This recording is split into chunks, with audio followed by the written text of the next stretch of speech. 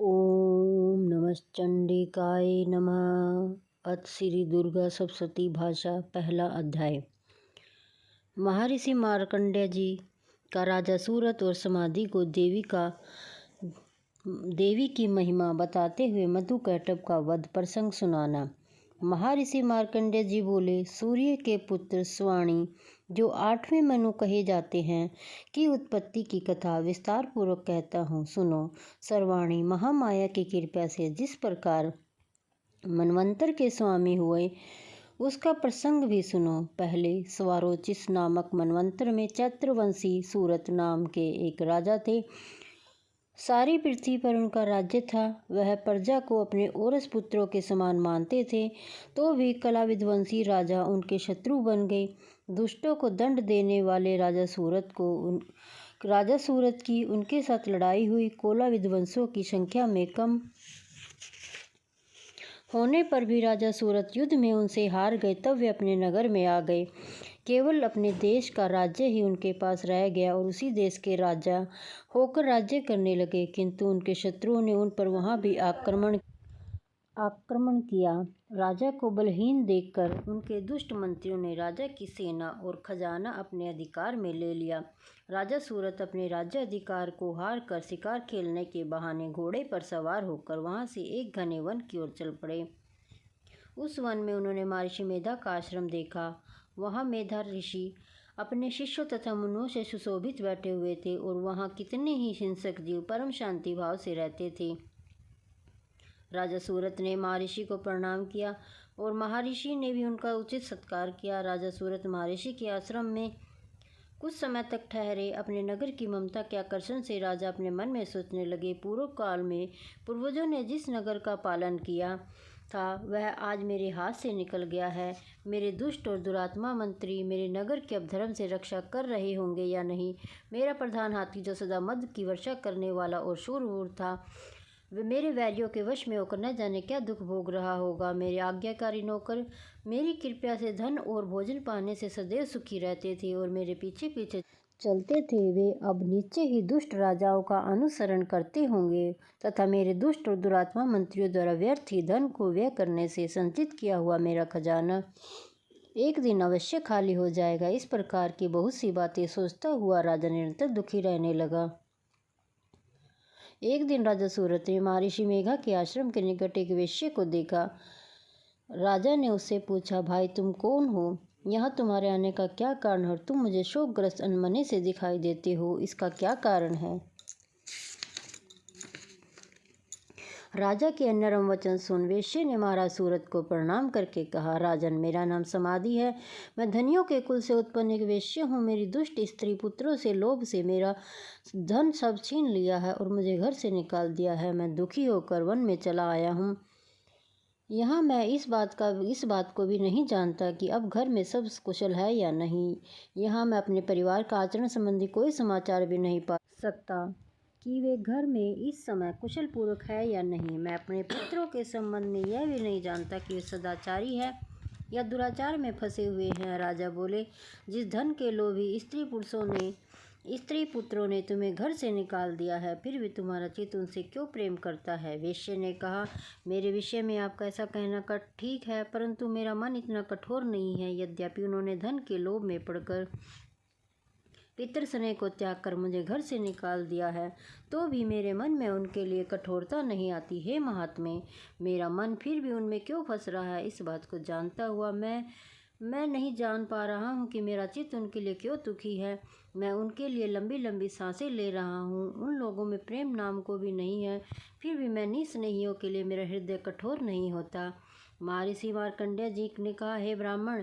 इसके पश्चात महाराजा सूरत और वेश्या दोनों महर्षि मेघा के समीप गए और उनके साथ यथा योग्य न्याय संभाषण करके दोनों ने वार्ता आरंभ की। राजा बोले, हे भगवान, मैं आपसे एक बात पूछना चाहता हूँ, सो आप कृपया करके मुझे बताइए।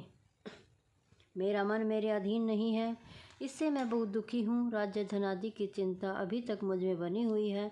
मेरी यह ममता ज्ञानियों की तरह बढ़ती ही जा रही है। यह समाधि नामक वेश्या भी अपने घर से अपमानित होकर आया है। इसके सब जनों ने इसे भी त्याग दिया है। सब जनों से त्यागा हुआ यह उनसे हार्दिक प्रेम रखता है। इस तरह हम दोनों ही दुखी हैं। हे महाभाग, उन लोगों के अवगुणों को देखकर भी हम दोनों के मन में उनके लिए ममता जनित आकर्षण उत्पन्न हो रहा है। हमें ज्ञान रखते हुए भी ऐसा क्यों है? अज्ञानी मनुष्य की तरह हम दोनों ही मूर्खता क्यों है? महर्षि मेधा ने कहा, महाभाग, विषय मार्ग का ज्ञान सब जंतुओं को है। सभी के लिए विषय अलग अलग होते हैं। कुछ प्राणी दिन में नहीं देखते और कुछ रात में, परंतु कई जीव ऐसे हैं जो दिन तथा रात दोनों में देख सकते हैं। यह सत्य है कि मनुष्य में ज्ञान प्रधान है, किंतु केवल मनुष्य ही ज्ञानी नहीं होता। पशु पक्षी आदि भी ज्ञान रखते हैं। जैसे ये पशु पक्षी ज्ञानी है, वैसे ही मनुष्य का ज्ञान है। जो ज्ञान मनुष्यों में है, वैसा ही पशु पक्षियों में है, तथा अन्य बातें भी दोनों में एक जैसी पाई जाती है। ज्ञान होने पर भी इन पक्षियों को देखो कि समय भूख से पीड़ित होने पर भी बच्चों की चोंच में कितने प्रेम से अन्न के दाने डालते हैं। हे राजन, ऐसा ही प्रेम मनुष्यों में अपनी संतान के प्रति पाया जाता है। लोभ के कारण अपने उपकार का बदला पाने के लिए मनुष्य पुत्रों की इच्छा करते हैं तथा इस प्रकार मोह के गड्ढे में गिरा करते हैं। भगवान श्री हरि की जो माया है, उसी से संसार मोहित हो रहा है। इसमें आश्चर्य का कोई नहीं है, क्योंकि वह भगवान विष्णु की योग निद्रा है। यह माया ही तो है जिसके कारण संसार मोह में जकड़ा हुआ है। यही महामाया भगवती देवी ज्ञानियों के चित्त को बलपूर्वक खींचकर मोह में डाल देती है। उसी के द्वारा संपूर्ण जगत की उत्पत्ति होती है। यही भगवती देवी प्रसन्न होकर मनुष्य को मुक्ति प्रदान करते हैं। यही संसार के बंधन का कारण तथा संपूर्ण ईश्वरों की स्वामिनी है। महर्षि सूरत ने कहा, भगवान, वे देवी कौन है जिनको आप महामाया कहते हैं? हे ब्राह्मण, वे कैसे उत्पन्न हुए? उनका क्या कार्य है? उनके चरित्र कौन कौन से हैं? हे प्रभु, जैसा उनका प्रभाव हो, जैसा स्वरूप हो, वह सब कृपया करके मुझे बताइए, मैं आपसे सुनना चाहता हूँ। महर्षि मेधा बोले, हे राजन, वास्तव में तो देवी जो नित्य स्वरूपा है, उसके द्वारा ये संसार रचा गया है। तब भी उसकी उत्पत्ति अनेक प्रकार से होती है। तब सब आप मुझसे सुनो। हे देवताओं को, वे देवताओं का कार्य सिद्ध करने के लिए प्रकट होती है। उस समय वह उत्पन्ना कहलाती है। संसार को जल में कर जब भगवान विष्णु योग निद्रा का आश्रय लेकर शेष सैया पर सो रहे थे, तब मधुकाटम नाम के 2 असुर उनके कानों के मैल से उत्पन्न हुए। वह ब्रह्मा जी को मारने के लिए तैयार हो गए।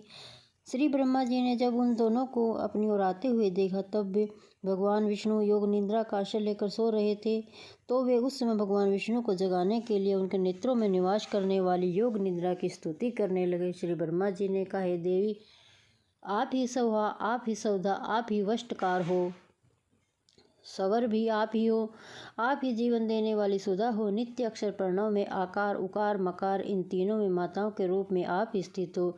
इसके अतिरिक्त जो बिंदु स्वरूप नित्य अर्धमात्रा है, जिसका विशेष रूप से उच्चारण नहीं किया जाता, हे देवी, वह भी आप ही हो। इस तरह आप ओम रूप हो। हे देवी संध्या, सावित्री तथा परम जननी आप ही हो। आप ही विश्व को धारण करने वाली हो। आपने ही जगत की रचना की है। आप ही जगत का पालन करने वाली हो और आप ही कल्प का अंत में सबका भक्षण करने वाली हो। हे देवी, इस जगत की उत्पत्ति के समय आप सृष्टि स्वरूपा होती हो, पालन काल में स्थिति रूपा और अलग के अंत में सबका भक्षण करने वाली हो। हे देवी, इस जगत की उत्पत्ति के समय आप सृष्टि रूपा हो, पालन काल में स्थिति रूपा और अलग के अंत में संहार रूपा हो। आप ही महाविद्या,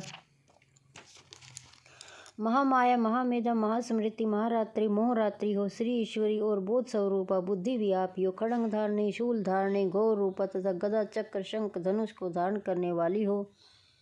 भाण, भशुंडी और परिध, यह भी आपके ही अस्त्र। आप सौम्य और सौम्यंतर हो। यही नहीं बल्कि जितनी भी सौम्य और सुंदर वस्तुएं इस संसार में हैं, उन सबसे बढ़कर सुंदर आप ही हो। पर और अपर सबसे परे रहने वाली परमेश्वरी आप ही हो। हे सर्व स्वरूपे देवी, जो सत असत पदार्थ है, उनमें जो शक्ति है, वह भी आप ही हो। ऐसी अवस्था में भला कौन आपकी स्तुति कर सकता है? इस संसार की सृष्टि, पालन और संहार करने वाले जो भगवान हैं, उनको भी यह संसार जब आपने निद्रा के विषुभूत कर दिया है, तो फिर आपकी स्तुति कौन कर सकता है? मुझे भगवान विष्णु तथा भगवान शंकर को शरीर धारण कराने वाली आप ही हो। आपकी स्तुति करने की शक्ति किसमें है? हे देवी, आप तो अपने उदार प्रभावों के कारण ही प्रशंसीय हो। मधु तथा कैटव जो भयंकर असुर हैं, इन्हें तो मोह में डाल दो और श्री हरि विष्णु को भी जल्दी जगा दो और उन्हें उनको मार डालने की बुद्धि भी उत्पन्न कर दो। महर्षि मेधा बोले, हे राजन, जब श्री ब्रह्मा जी ने देवी को इस प्रकार स्तुति करके भगवान को जगाने तथा मधु कैटव को मारने के लिए कहा, तो भगवान श्री विष्णु के नेत्र, मुख, नासिका, बाहु, हृदय और वक्षस्थल से निकलकर वे देवी जो श्री ब्रह्मा जी के सामने खड़ी हो गई। उनका ऐसा करना था कि भगवान श्री हरि तुरंत जाग उठे। उन्होंने दोनों असुरों को देखा जो अत्यंत बलवान और महापराक्रमी तथा क्रोध के कारण जिनके नेत्र लाल हो रहे थे और जो ब्रह्मा जी का वध करने के लिए तैयार थे। तब क्रोधित होकर उन दोनों दुरात्मा असुरों के साथ भगवान श्री हरि पूरे 5000 वर्ष तक लड़ते रहे। एक तो अत्यंत बलवान और पराक्रमी थे, दूसरे महामाया ने उन्हें मुंह में डाल रखा था।